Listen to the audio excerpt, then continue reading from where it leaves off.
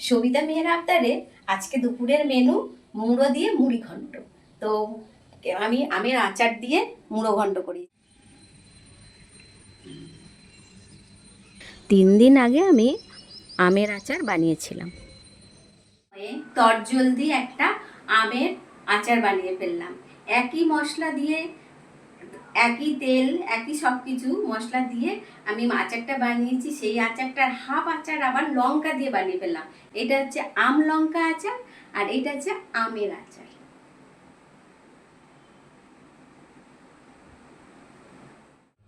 আমের আচারটা খুব সুন্দরভাবে মজে গেছে, ওই কারণে আরও সুন্দর হবে রান্নাটা।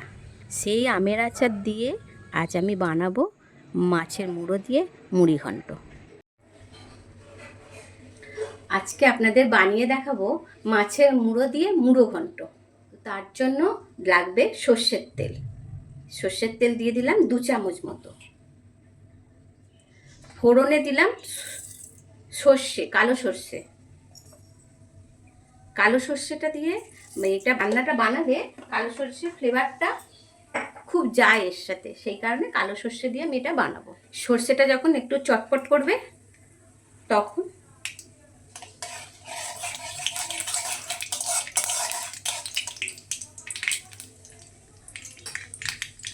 সর্ষেটা চটপট করছে, এবার তুলে দিলাম কাঁচা লঙ্কার কুচি, আর এই হচ্ছে পেঁয়াজ কুচি। তার সাথে তুলে দিলাম টমেটো কুচি।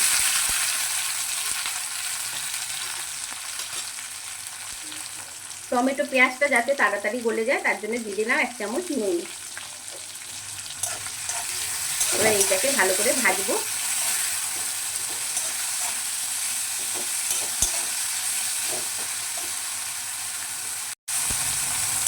আমার পেঁয়াজ আর টমেটোটা এইরকম ভাজা ভাজা হয়ে গেছে।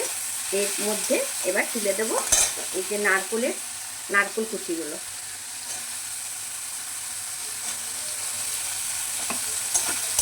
নারকেলটা একটু হালকা করে ভাজা ভাজা করে নেব। আপনারা যখন বানাবেন এরকম এইভাবে বানাবেন, তাহলে নারকেলটা হালকা করে ভাজা হয়ে যাবে। এই হচ্ছে আমার মাছের মুড়ো। 2টো মুড়ো দিয়ে আমি মুড়ো ঘন্ট বানাচ্ছি।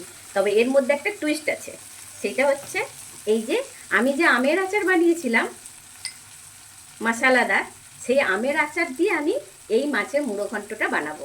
এটাই হচ্ছে টুইস্ট। মানে এত সুন্দর, অসাধারণ অসাধারণ হয় রান্নাটা। একবার অন্তত আপনারা এটা বানিয়ে খেয়ে দেখবেন। এইবার আমি মাছের মুড়োটা এইভাবে ভেঙে ভেঙে দিয়ে দেবো। এটা করার জন্য একটু 2 হাত লাগবে, 1 হাতে হবে না ভাঙা।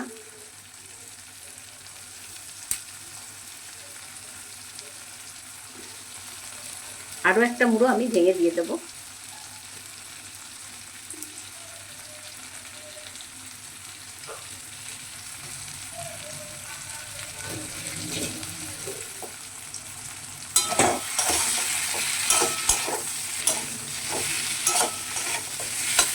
আমি যে রেসিপিটা বানাচ্ছি মাছের মুড়ো ঘন্ট, এটা অনেক পুরনো দিনের রান্না।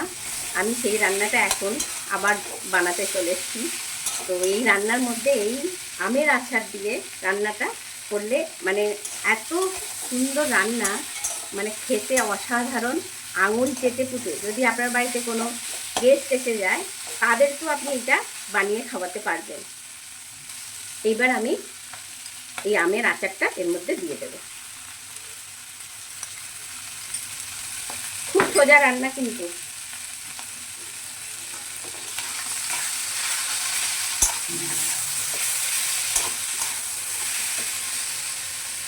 তো এর মধ্যে একটু হালকা করে অল্প জল দিয়ে দেবো।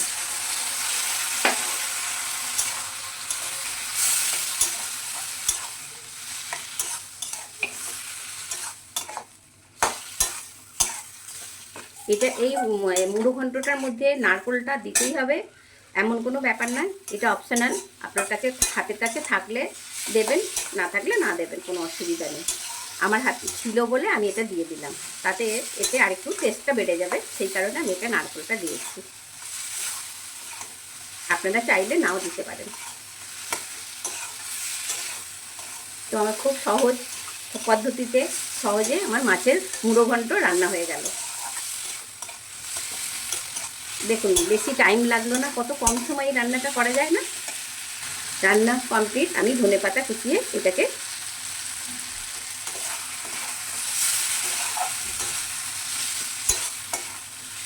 ধনেপাতা কুচিয়ে আমি দিয়ে দিলাম এর মধ্যে। রান্নাটা আমার কমপ্লিট হয়ে গেল। গ্যাসটা নিভিয়ে দেবো।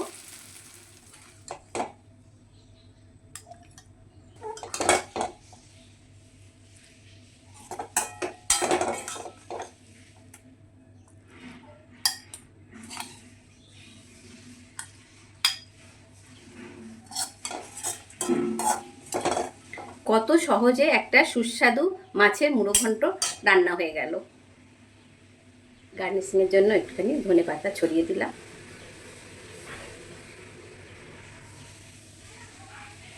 চলুন তাহলে আমার মাছের মুড়ি ঘন্ট রান্না শেষ।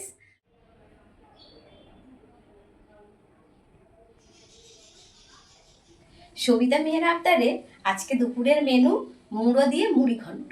তো আমি আমের আচার দিয়ে মুড়ো ঘন্ট করি আজকে দুপুরবেলা, এটাই আমি খাবো।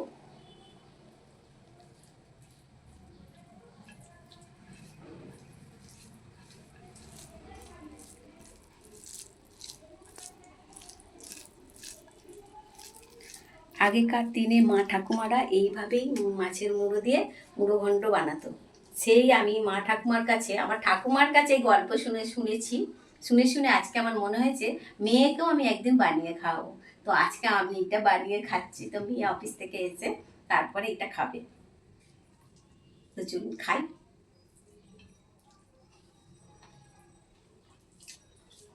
সত্যি অনেক রকমভাবে মাছের মুড়ো ঘন্ট করা যায়, মাছের মাথাতে চচ্চড়ি হয়, সব হয়। তো আমের আচার দিয়ে যে এত অসাধারণ একটা রেসিপি বানানো যায়, গল্প শোনাটা আমার সার্থক হয়েছে। আর যদি ঠাকুমা থাকতো, ঠাকুমাকে আমি বলতাম। তো ঠাকুমা নেই, তবু আমি এখান থেকেই ঠাকুমাকে নমস্কার জানাচ্ছি যে ঠাকুমা আজকে গল্প করেছিল বলে সেই রান্নাটা আমি আজকে নিজে বানিয়ে করে খাচ্ছি।